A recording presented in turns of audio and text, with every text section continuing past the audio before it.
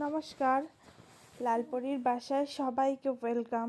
আজকে এসছি একটা চুড়ি তৈরির ভিডিও আপনাদের সাথে শেয়ার করতে।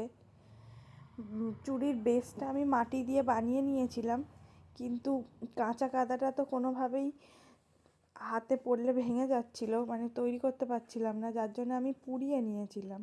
পোড়ানোর পরেও ভেঙে গেছিলো, তাই জন্য ডেনড্রাইট আঠা দিয়ে শক্ত করে ওটাকে সেট করে এবার আমি একটা গামছার ছেঁড়া টুকরো নিয়ে কোট করে নিয়েছিলাম। নিয়ে তার ওপরে কড়ি বসিয়ে ডেকোরেশন করার চেষ্টা করছিলাম।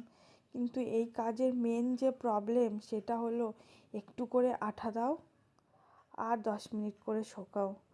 এই সামান্য একটুখানি চুড়ি ডেকোরেশন করতে আমার মিনিমাম 1 থেকে 1.5 ঘন্টা টাইম লেগেছে।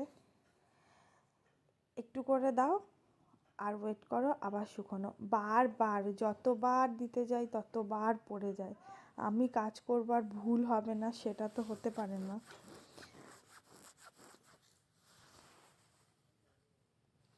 দুটো করে করি আর একটু কাঁচ বসিয়ে ডেকোরেশন করার চেষ্টা করছিলাম। চুড়িটা বানিয়েছিলাম আমারই হাতের মাপে।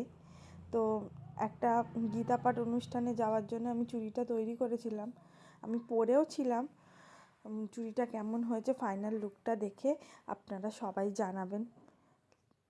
ভালো লাগলে চ্যানেলটি সাবস্ক্রাইব করবেন, একটা লাইক করবেন, কমেন্ট করবেন কেমন লাগলো আপনাদের।